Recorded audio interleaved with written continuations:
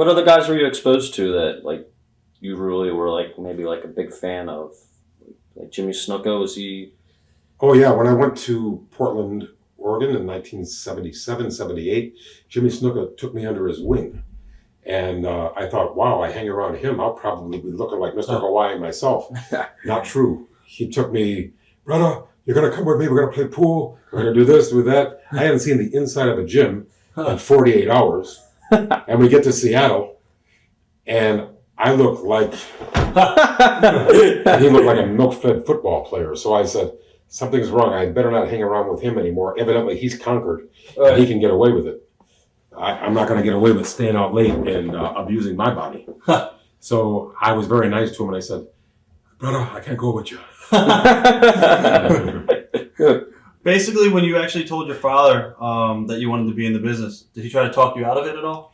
Well, yeah, because I was about 10 years old, and I thought I could pass as a midget. And he explained to me that the difference, even though I was short as a midget, the fans would not buy me as a midget. I was a big boy. Right. That just was 10. And of course, I couldn't understand. You know, I always thought my dad was really stupid for saying that. Actually, turned out he was right about a lot of things. How about almost everything? I apologize.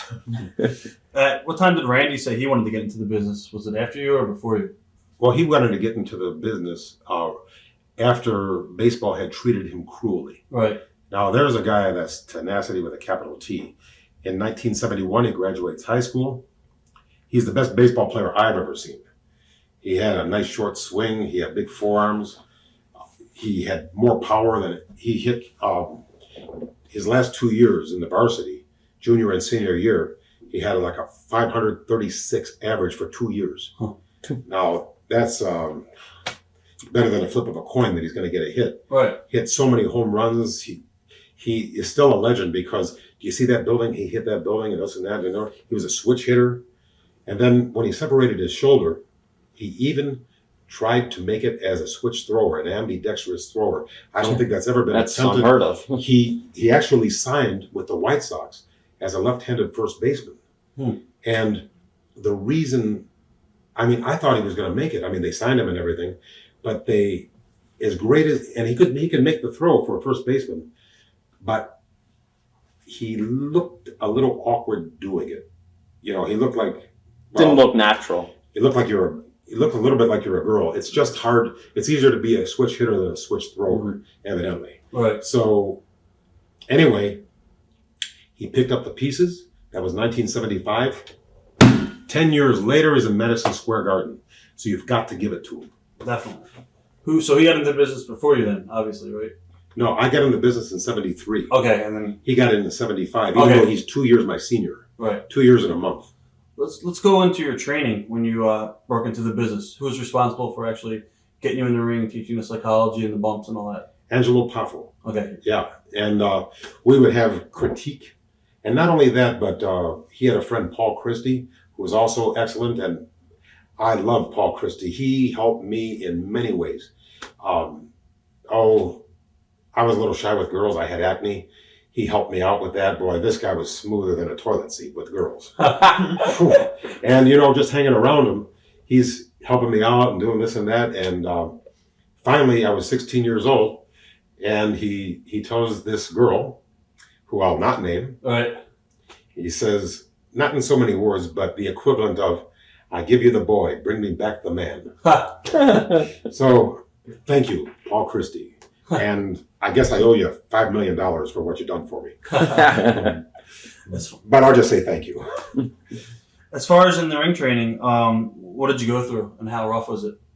Well, it wasn't rough at all. I'm not one of those guys that they made do 1,000 sumo squats. And then they, like in the Florida territory with Eddie Graham, like I understand some of the boys, the story Hulk Hogan told, the first thing they do is make you do all those squats so you can't defend yourself. And then they make you get in the referee's position. And then they drop a knee on your Achilles heel and break your ankle.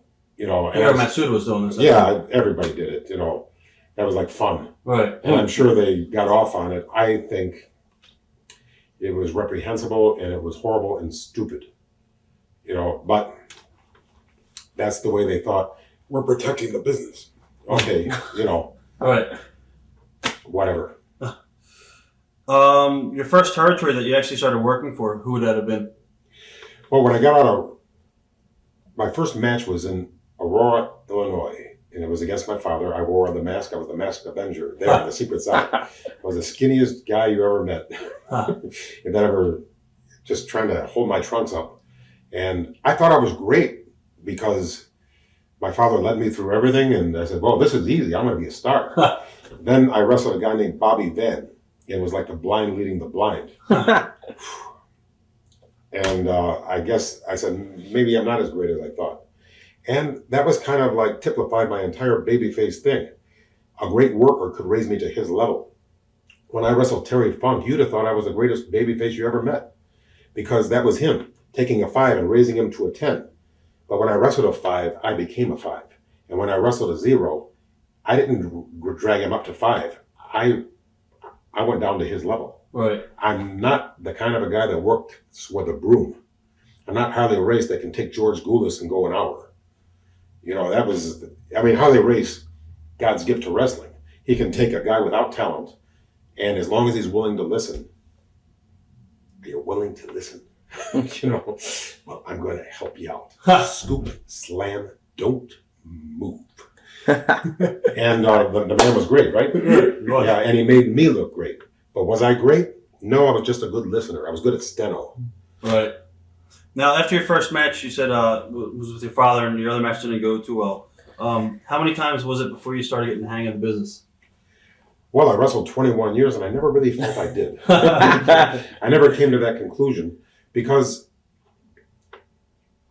the opponent, if he was great, he made me great. If he wasn't, I wasn't. And I don't think you're truly great until you can take a broom and bring him up to your level. No, I never thought I was great. I thought I was capable of a great match. But that doesn't make you great. Right. You're not great until you can make a broom look like a king. I felt that as a babyface, I had a better than average interview. I felt that I could be a ring announcer. I also felt that as the genius, full of glory and renown, I was unique in the business and I could make my gimmick work. Ricky Starr, ever heard of him? Mm-hmm. The ballet dancer? Yeah. See, I tried to copy quite a few people. When I saw a tape of Ricky Starr, I knew that I could do that. And I said to my dad, I said, did you see Ricky Starr? He says, yeah, no, he's great. I said, I think I can do that gimmick.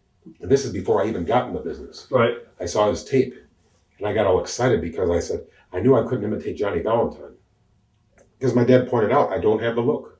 Johnny Valentine, he was a totally handsome man, but he was deadpan. I mean, please get a tape of him. I mean, and when every time he made a move, and Greg is great, but Greg will even admit he doesn't come up to his father's knees. Greg knows that. I'm not saying it. Greg is great. Right. But Johnny Valentine, there was only one. And he was, let's put it this way. If wrestling's a work, and you know it's a work, and I sit you down and tell you it's a work, go watch Johnny Valentine against Wahoo McDaniel, and you'll come away thinking I'm wrong. Huh. You know, but then the rest of the card will expose the business for you, and then you'll know that I'm right. Watch thousands of exclusive shoot interviews right now on TitleMatchNetwork.com.